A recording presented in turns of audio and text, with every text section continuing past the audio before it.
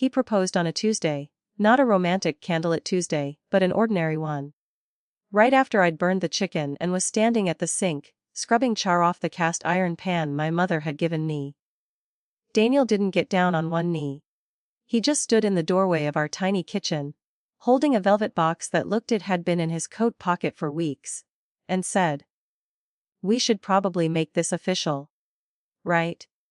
I said yes because I thought that's what you did after 3 years. Because my mother had started making comments about my biological clock. Because all my college friends were posting engagement photos on Facebook. Their rings catching the light just right, their smiles wide and certain. But standing there with suds dripping from my hands, I felt something cold settle in my chest. Not excitement. Not joy, just a quiet, persistent whisper that said, "This isn't right." I ignored it. The dress came first. My mother insisted we go to Kleinfeld's, even though it was a 4-hour drive and way outside our budget. She'd been watching Say Yes to the Dress for years, and had this fantasy of me standing on that famous pedestal, tears streaming down my face as I found the one. We walked through those glass doors on a Saturday morning in March. The air still sharp with winter's last breath. The boutique smelled like expensive perfume and possibility. Rows of white dresses hung like ghosts waiting to be chosen, each one promising to transform you into someone's forever. My mother picked out 12 dresses before I'd even finished signing in. Mermaid cuts, ball gowns, something with a cathedral train so long it would need its own zip code. The consultant, a woman named Marissa with perfectly drawn eyebrows and a smile that never quite reached her eyes, guided me to a dressing room the size of my first apartment. I tried on dress after dress, each one more beautiful than the last. Silk that pooled like water, lace so delicate it looked hand-stitched by angels, beading that caught the light and made me sparkle like a disco ball at a country club wedding. My mother cried at every single one. "You're so beautiful," she kept saying, dabbing at her eyes with tissues she'd brought specifically for this purpose. But when I looked in the mirror, I didn't see a bride. I saw a woman playing dress up, trying on someone else's dream. The consultant brought out the one on her 7th trip to the back. It was an off-the-shoulder A-line with a sweetheart neckline, a fitted bodice covered in tiny pearls, and a skirt that flowed like something out of a fairy tale. It cost $8,000, which was more than I'd spent on my car. My mother gasped when I stepped out. "That's it," she whispered. "That's your dress." I stared at myself in the 3-way mirror. The dress was perfect, absolutely perfect. It fit like it had been designed for my body. The pearl detailing made my skin glow. The train fanned out behind me like I was royalty. I should have felt something. Anything. Instead, I felt like I was looking at a stranger. "We'll take it," my mother said before I could speak, already pulling out her credit card. That night I couldn't sleep.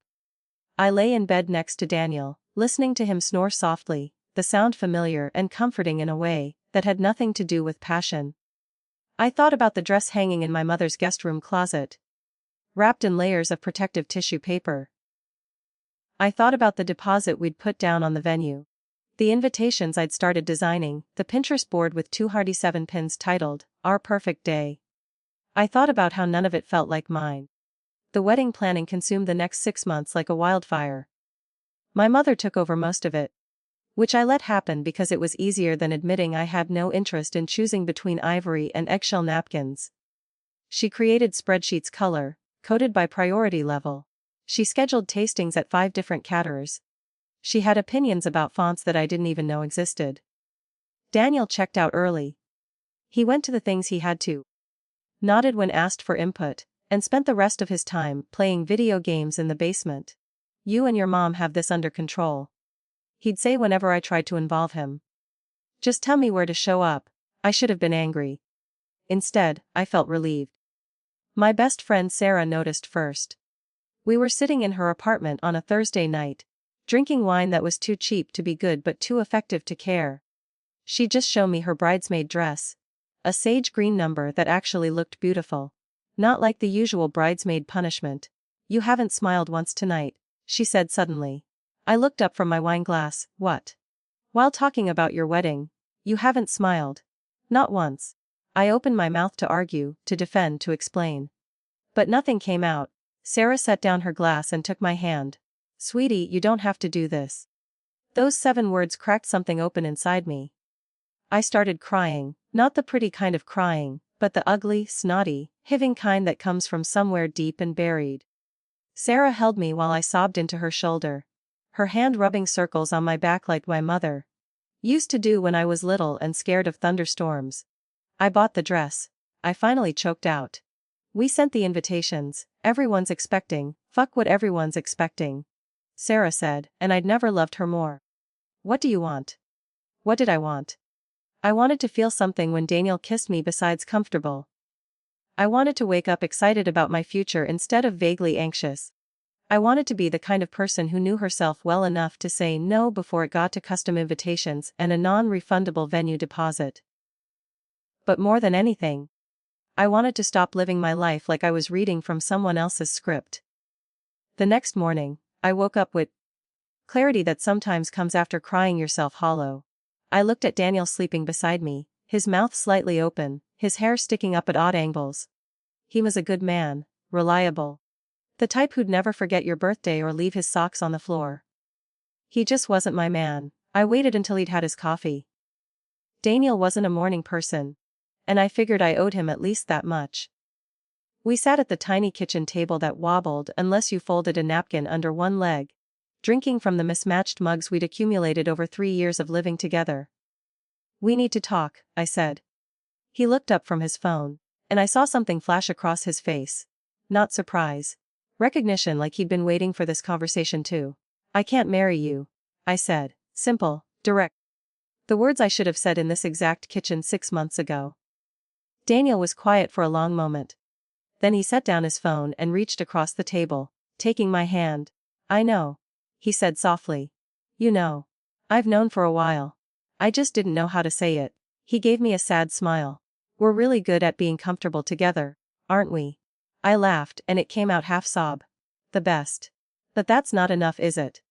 "No," I whispered, not. We sat there for a while, holding hands across the wobbly table, mourning something that had been over before it began. It was the most honest moment we'd ever shared. Telling my mother was harder. She came over that evening, her arms full of wedding magazines and fabric swatches. "I found the most beautiful centerpiece idea," she started, then stopped when she saw my face. "Mum, sit down." She sat, but slowly, like she already knew what was coming and was trying to delay it. "I'm not getting married." The magazine slipped from her lap, pages fluttering to the floor like broken wings. "What do you mean you're not getting married?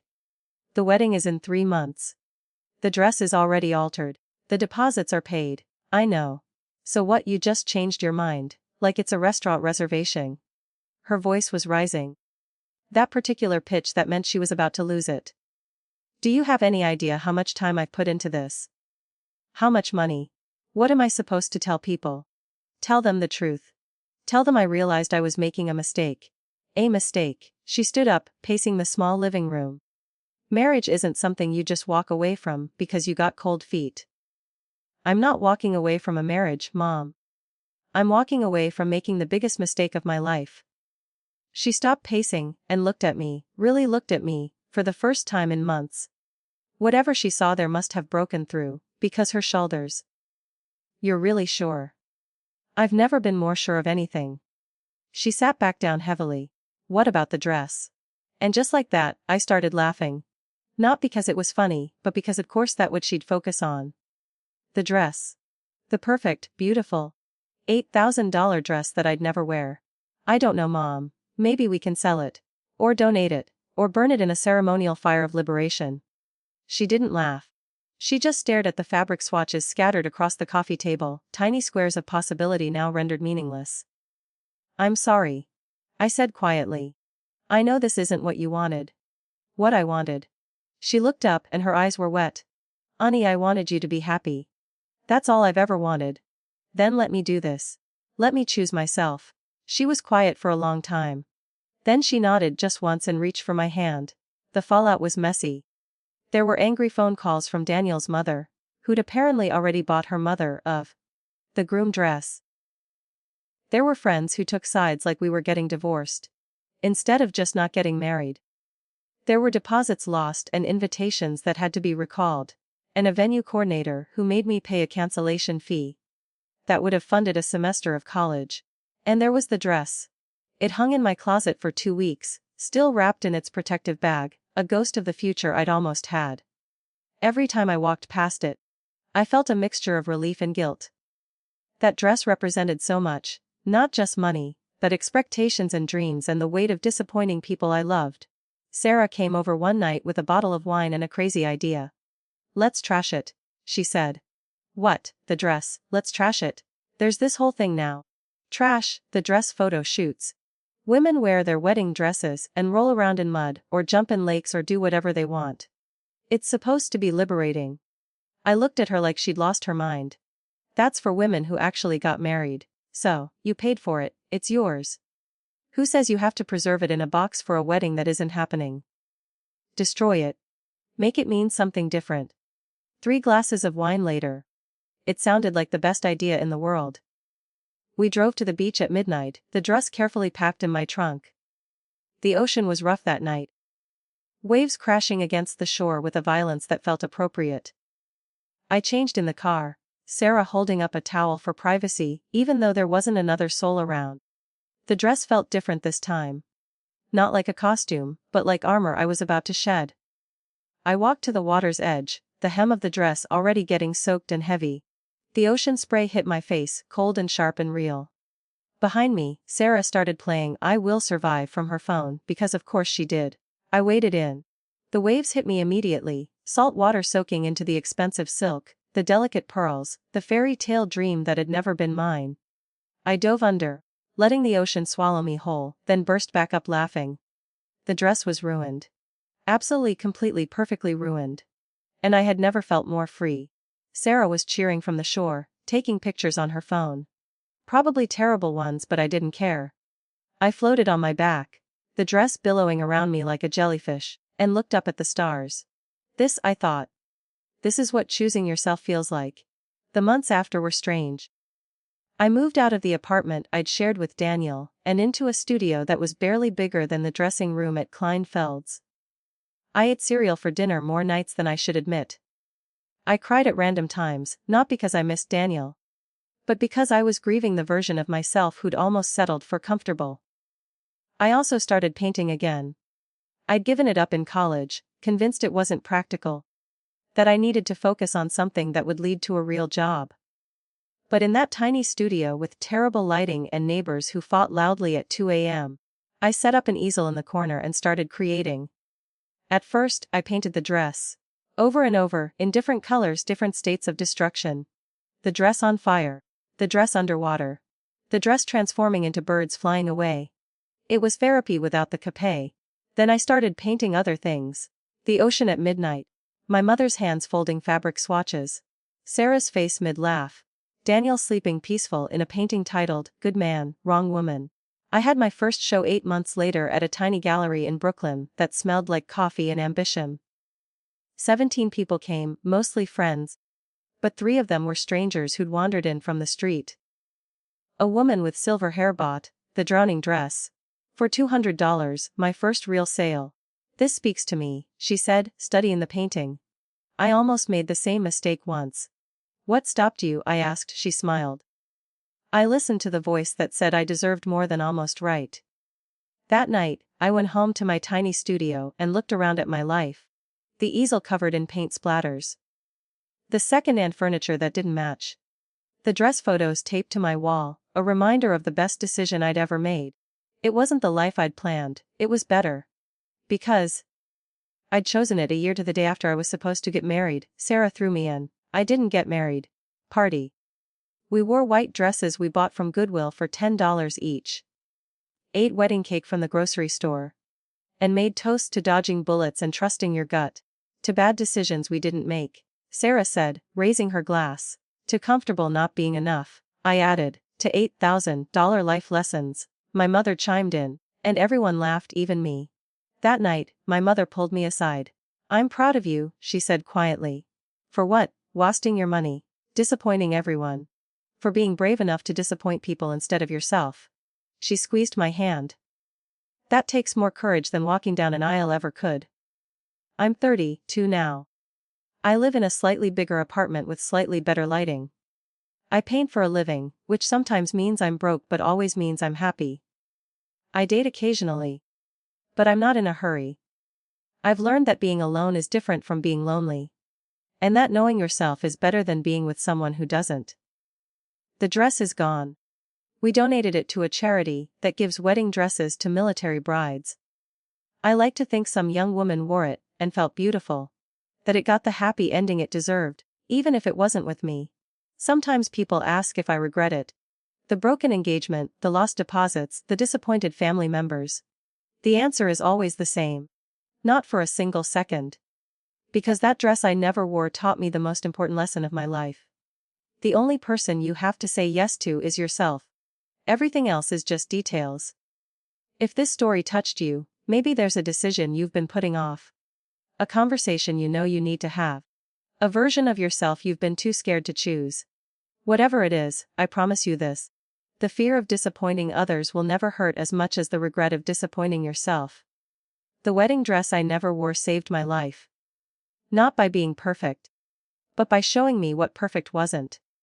And somewhere between that first fitting and that midnight swim in the ocean, I learned that sometimes the bravest thing you can do is stop walking down a path that was never meant for you, turn around, and find your own way home.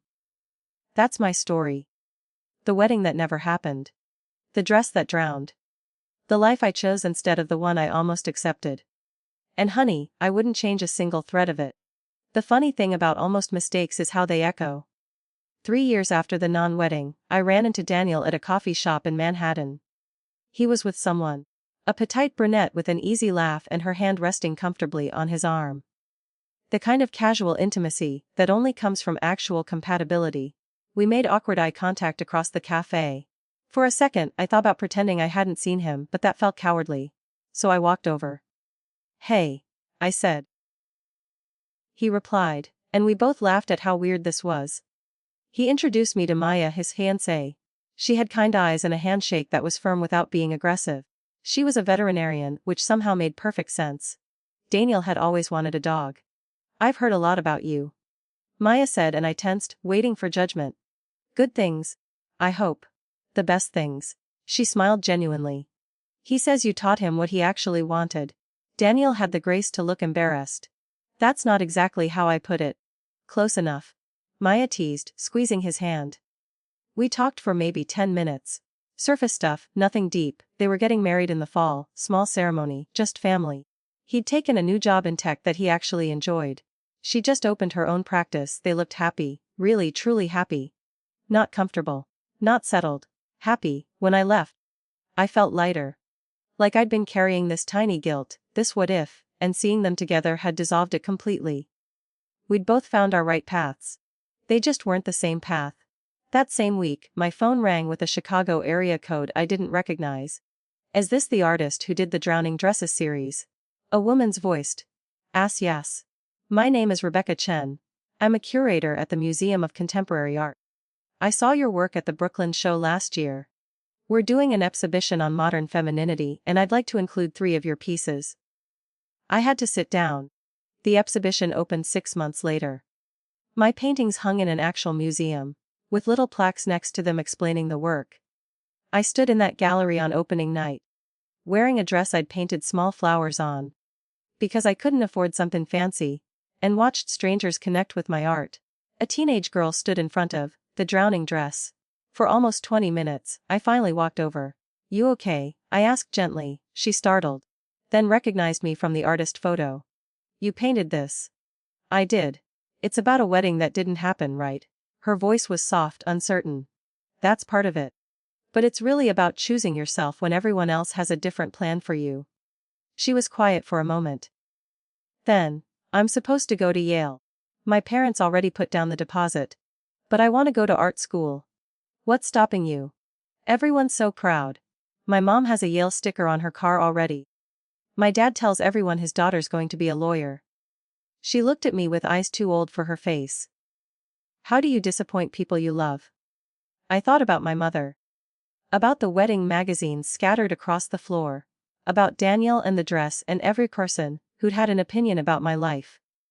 "You don't do it to hurt them," I said finally. You do it because hurting them temporarily is better than losing yourself permanently.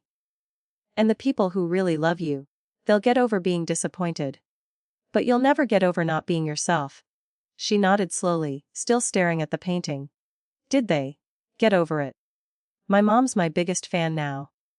She comes to every show. She tells everyone about her daughter, the artist, with the same pride she would have told them about her daughter, the bride. The girl smiled. Thank you. I never learned her name. But 6 months later, I got a letter forwarded from the museum.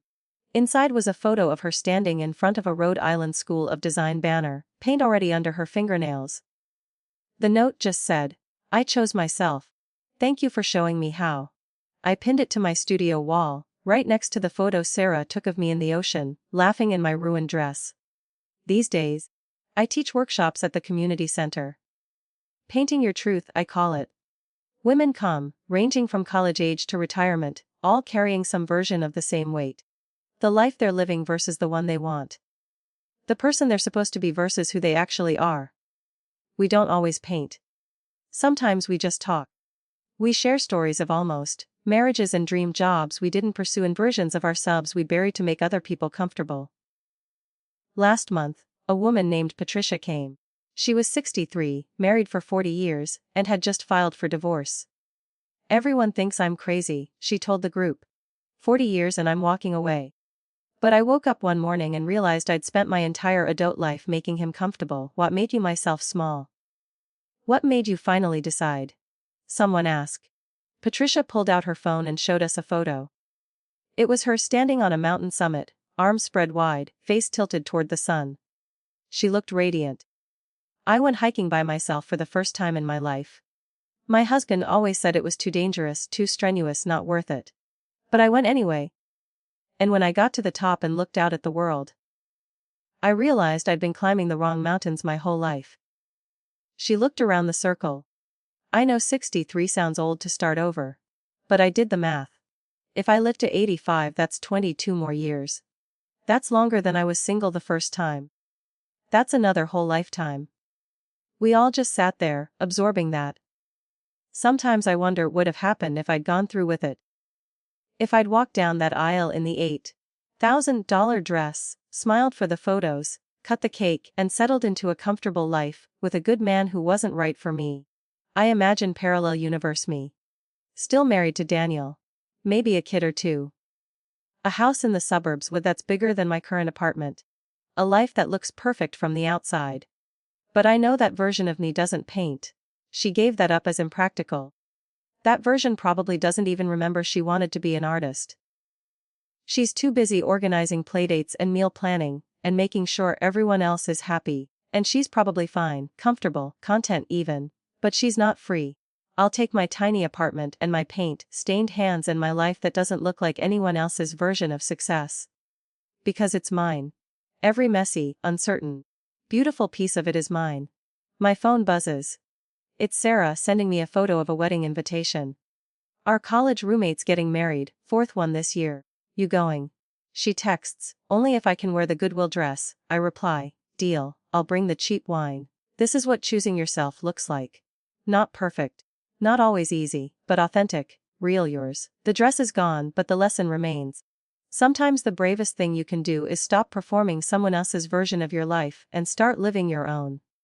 It's messy and scary and absolutely worth it. And honey, I wouldn't change a single thread of it.